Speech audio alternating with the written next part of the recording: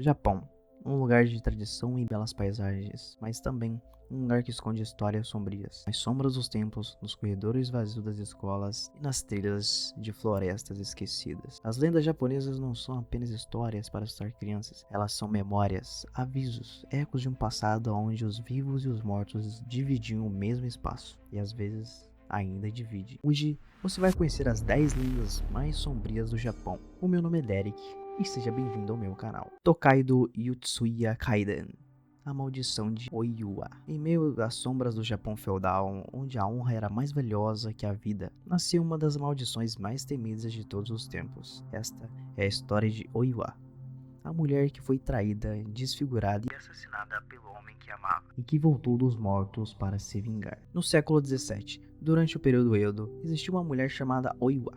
Ela vivia com seu marido Tamaya Iemon, um samurai sem honra, frustrado por sua condição de pobreza e pela falta de reconhecimento. Oiwa era dedicada, fiel e amorosa, mas sua devoção seria sua ruína. Iemon, consumido pela ambição, desejava ascender socialmente e viu uma oportunidade cruel quando foi cortejado por uma jovem rica chamada Oumei, neta de um médico influente. Para herdar a fortuna da família, ele precisava se livrar de Oiwa. Então, junto com o avô da moça, arquitetou um plano: envenenar lentamente sua esposa. Dia após dia, Oiwa começou a definhar, seu rosto deformava-se e um dos seus olhos caía. O cabelo caía a tufos, seu corpo tremia. Ela não entendia, até que um dia, olhando-se no espelho, ela viu um monstro que se tornará desfigurado, humilhada e traída. Em meio ao desespero, Oiwa enlouqueceu. Há quem diga que morreu em um acidente. Outros juram que Iemon a assassinou com a sua própria espada. Mas o que todos concordam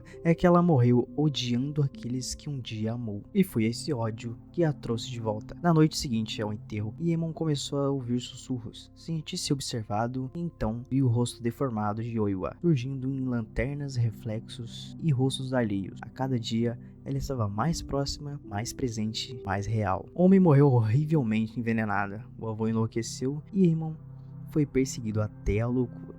Em algumas versões, ele morre decapitado, em outras, tira a própria vida, gritando o nome de Oiwa no abismo de sua culpa. Itobashira, os sacrifícios vivos. Durante o Japão feudal, acreditava-se que construções importantes como castelo ou pontes precisavam de uma oferta viva para permanecerem de pé. Assim surgiram os Itobashira, pessoas enterradas vivas dentro das suas fundações das estruturas. Uma das histórias mais conhecidas envolve o castelo de Marouka. Durante a construção, até que uma mulher cega chamada Oshizu foi sacrificada e enterrada nos alicerces da torre. Em troca, ela pediu que seu filho fosse feito samurai, mas após sua morte, o pedido nunca foi cumprido. Dizem que todo ano na primavera, quando as chuvas inundam a região, a água que cerca o castelo torna-se vermelha. É o choro de Oshizu, sua maldição contra aqueles que quebraram a sua promessa. Tem outro relato, mas eu resolvi não deixar no vídeo por ser muito pesado sobre, essa história. Quem quiser saber mais, eu vou deixar aí na descrição.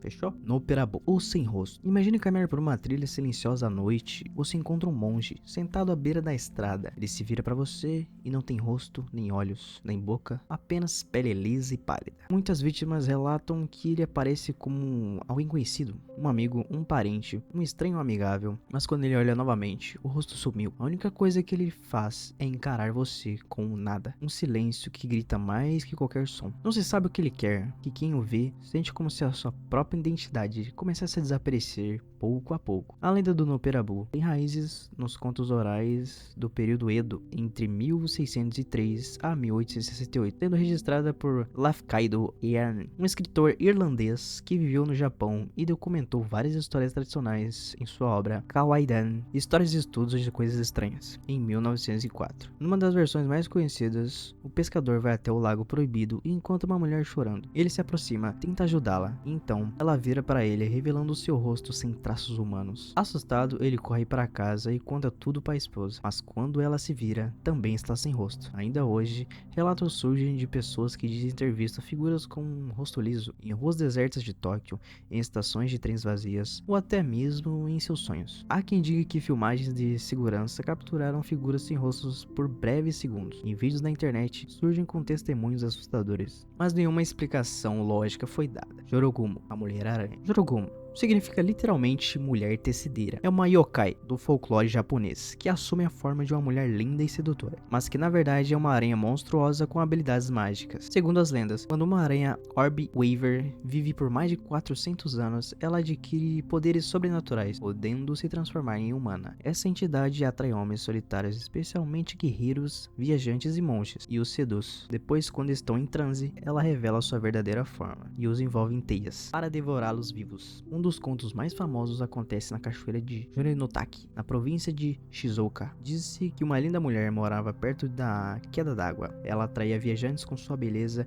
e então, misteriosamente, eles desapareciam. Um lenhador curioso com as lendas decidiu investigar. Ao se aproximar da caverna atrás da cachoeira, viu fios grossos como cordas pendurados nas pedras. Quando tentou cortar um, a corda se moveu e dele surgiu uma mulher de pele pálida e olhos dourados, mas ao olhar melhor, suas pernas eram múltiplas e peludas. Era a Jorogomo. O lenhador fugiu e contou ao vilarejo, que desde então evitou a área até hoje. Placas alertam turistas a não se aproximarem demais da água. Gashadokuru, o esqueleto gigante. Gashadokuru significa esqueleto rangente, ou esqueleto estrondoso. Ele é um yokai colossal, um ser sobrenatural das trevas formado pela fusão dos ossos de milhares de pessoas que morreram de fome, guerra ou abandono. Com mais de 25 metros de altura, ele vaga por campos e vilas em silêncio, até escolher uma vítima. Um dos contos mais sinistros envolve o rebelde Taira no Masakado, um samurai que desafiou o governo imperial. Após sua morte brutal, sua filha Takiyashi Hime, uma feiticeira, tentou vingar-se usando magia negra. Ela invocou os espíritos dos soldados mortos em batalha e formou com seus ossos um Gashadokuru, um monstro que caminhava por Tóquio durante as noites, arrancando cabeças e destruindo vilas. Esse monstro era invencível e invisível, e desaparecia com o nascer do sol. O Gashadokuru é invisível no escuro, mas você não o verá, mas ouvirá o som dos seus ossos batendo como castanholas, ou o eco de um rangido pesado. Quando esse som para, é porque ele já está atrás de você. Dizem que ele pode agarrar suas vítimas e beber seu sangue como se fosse água. Outros contam que ele esmaga os ossos e os adiciona ao próprio corpo, tornando-se cada vez maior. Rokurokubi, a mulher do pescoço longo. Rokurokubi é um yokai, um espírito sobrenatural japonês, e parece ser uma mulher normal durante o dia,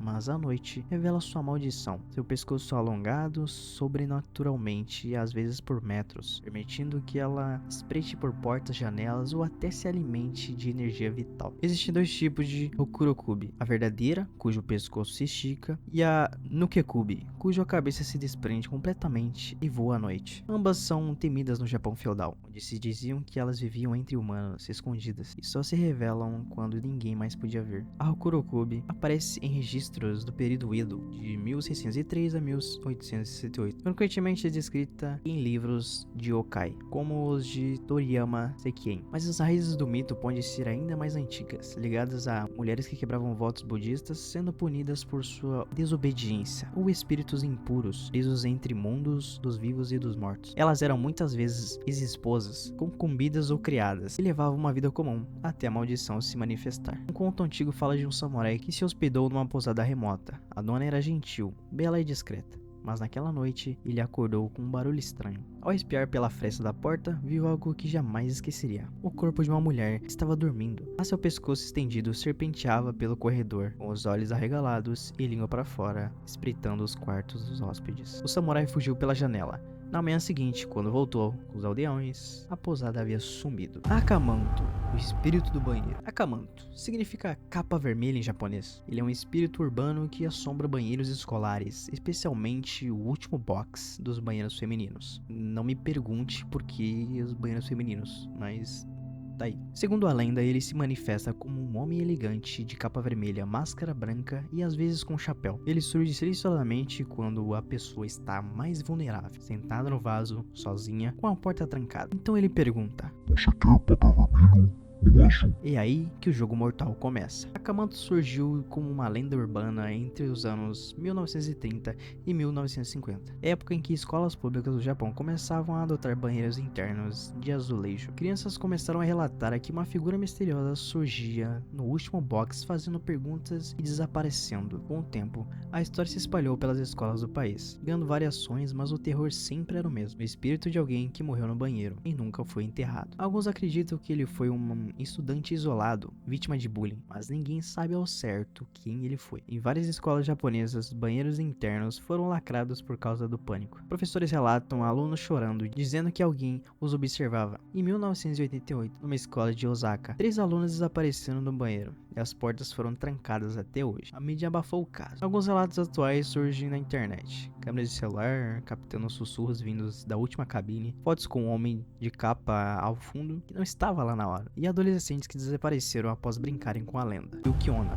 a Mulher da Neve. Yukiona significa Mulher da Neve. Ela é uma das figuras mais antigas e conhecidas do folclore japonês. Um yokai feminino que aparece durante tempestades de neve, especialmente nas regiões montanhosas do norte do Japão. Sua aparência é hipnotizante.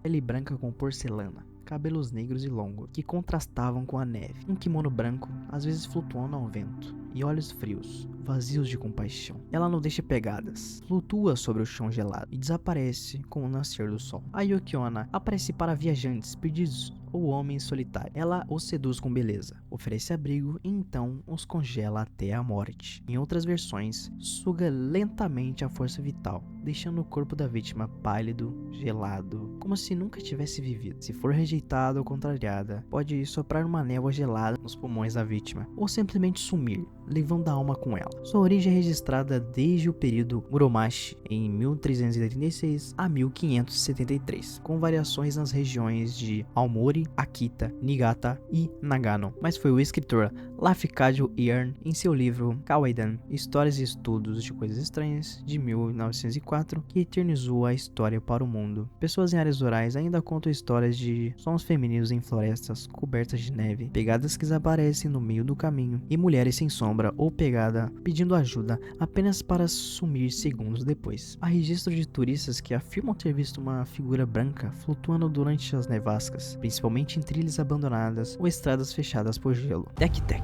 a mulher cortada ao meio. É um espírito vingativo de uma jovem mulher que teve o corpo cortado ao meio por um trem. Ela agora vaga à noite movendo-se apenas com os braços, com os ossos do torso roçando no chão, produzindo o som que dá nome à lenda. Tek, tek, tek. Seu rosto está desfigurado. Ela é rápida, brutal e implacável. Dizem que ao encontrar a vítima, pergunta onde estão suas pernas. Se a pessoa não responde ou tenta fugir, ela corta a vítima ao meio, para que sejam iguais. A origem de Tek-Tek é uma combinação de tragédia urbana e terror folclórico moderno. Acredita-se que surgiu no final dos anos 1960 com a popularização das ferrovias modernas no Japão. A história mais contada é a de uma estudante chamada Kashima Reiko, ou apenas uma jovem colegial, que foi empurrada ou caiu nos trilhos do trem. O impacto partiu seu corpo ao meio, mas ela não morreu imediatamente. Dizem que ela ainda tentou se arrastar pelos trilhos até que o resto do corpo se partisse. Desde então, ela retorna à noite procurando vingança. Em escolas do Japão, crianças ainda sussurram sobre meninas que desapareceram após haver o tek-tek atrás delas. Casos de trilhos trincados e arranhões no concreto perto de estações noturnas. E pegadas de sangue incompletas, apenas com as mãos, levando a becos sem saída. Nos anos 80, jornais chegaram a relatar acidentes reais com estudantes que morreram atropeladas por trens, o que aumentou ainda mais o medo coletivo. Ushikaze Onna, a mulher da boca rasgada. Ela é uma mulher misteriosa e fantasmagórica que aborda pessoas sozinhas nas ruas à noite, geralmente usando máscara cirúrgica, algo comum no Japão, o que a torna ainda mais difícil de se identificar. A pergunta sempre é a mesma: Watashi, kirei? Eu sou bonita? Se você responde não, ela te mata no mesmo instante, com uma tesoura enorme. Se você responde sim, ela remove a máscara e revela sua boca dilacerada até as orelhas, e pergunta novamente: e agora? Se você hesitar ou responder não, ela corta sua boca igual a dela. A origem da Kushizaki Onna remonta ao período Heian, de 794 a 1185, quando se conta que ela era uma mulher muito bela, mas vaidosa e infiel. Seu marido, um samurai ciumento, descobriu a traição e, em fúria, rasgou sua boca de lado a lado, dizendo: agora, quem vai achar você bonita? Morta de forma cruel, seu espírito retornou cheio de ódio, perguntando eternamente aos vivos se ela ainda é bela. A lenda repercutiu novamente no final dos anos 1970, especialmente após um surto de pânico em escolas japonesas. Jornais da época relataram crianças com crises de pânico, pais buscando filhos mais cedo na escola, professores armados com bastões. Todos relatavam encontros com uma mulher mascarada, que rondava portões escolares ao anoitecer. Em 1979, um jornal em Nagoya publicou que uma mulher mascarada havia sido avistada perseguindo um estudante, reforçando o medo nacional. A histeria coletiva durou meses, levando as autoridades a reforçarem patrulhas perto das escolas. Nas últimas décadas, surgiram novos avistamentos. Vídeos de CCTV mostrando figuras femininas paradas por horas em esquinas. Adolescentes relatam sonhos recorrentes com uma pergunta fatal e brincadeiras escolares que acabaram em trauma psicológico. Por fim, a lenda se espalhou para os outros países da Ásia, como Coreia e China, com adaptações locais, mas sempre com a mesma essência.